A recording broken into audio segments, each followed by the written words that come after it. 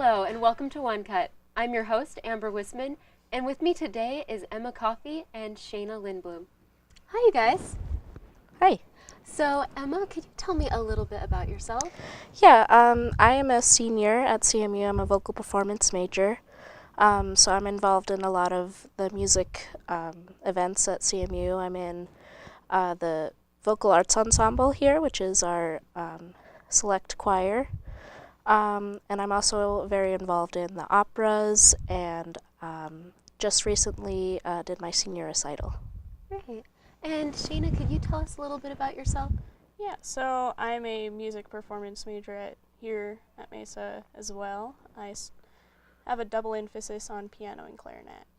So I'm involved not only in anything related to piano, but I'm also involved with clarinet ensembles or wind symphony and marching band. So we're going to show a clip of you guys performing in a little bit, but before we get to that, can you guys tell us a little bit about the song that we're going to see? Sure. Yeah. So it's an art song. It was written in the 1800s. So the Romantic era by Fanny Mendelssohn is the composer. Great.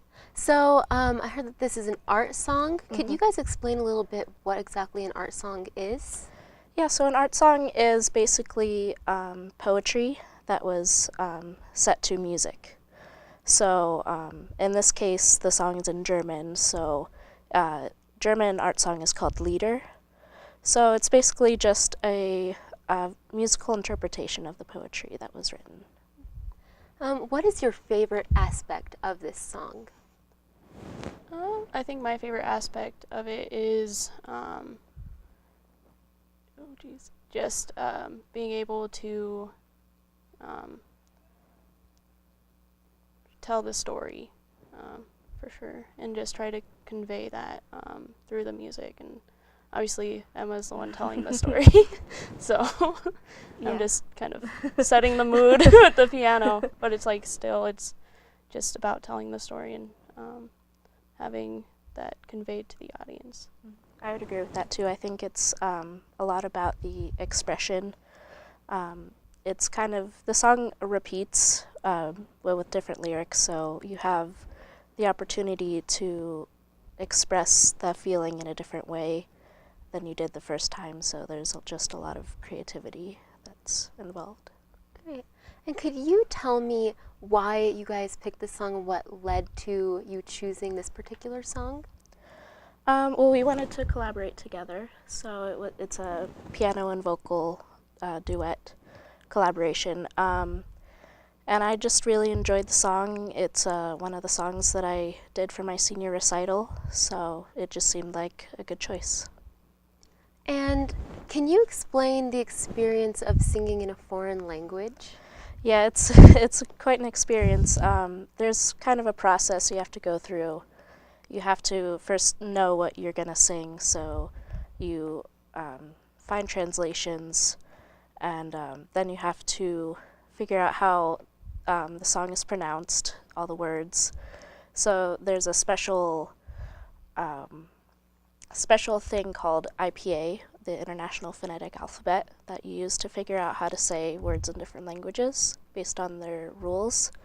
So you do that, and then you just kind of figure out what the song means to you.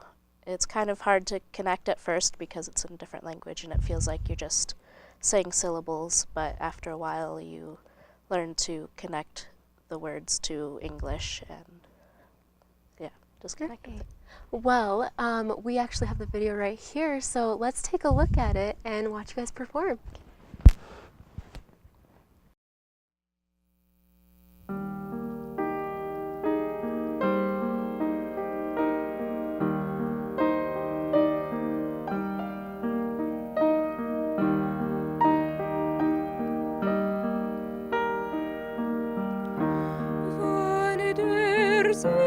Silberne Mond durch die Sträuche blinkt und sein schlummerndes Licht über den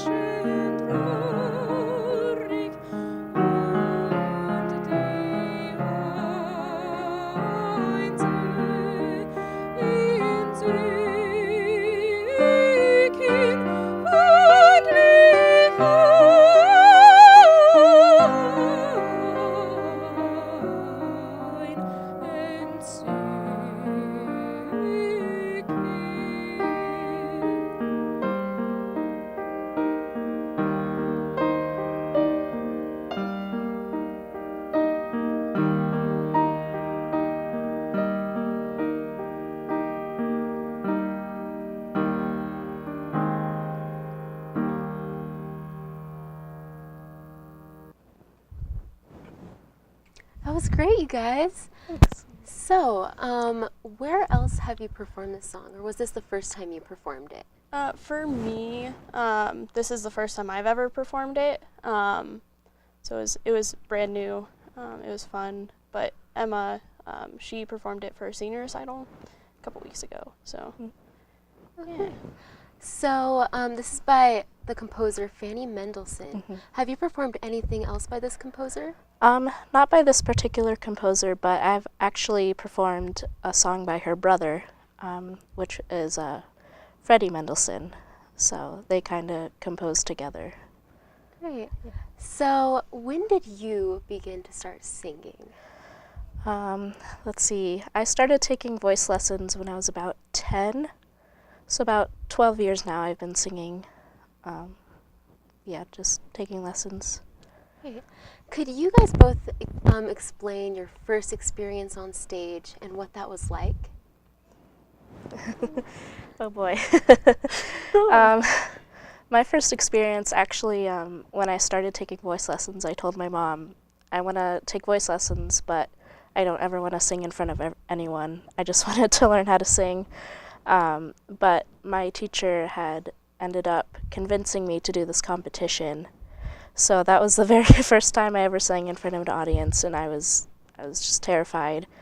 But I got through it, and it actually gave me a lot of confidence in myself, and the ability to do something that even though you're nervous and scared about it, you can do it, and it'll turn out okay.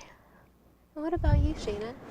The very first performance I remember is in 4th grade. It was the first year I ever played clarinet, and it was actually an appointed time where I actually didn't want to play the clarinet.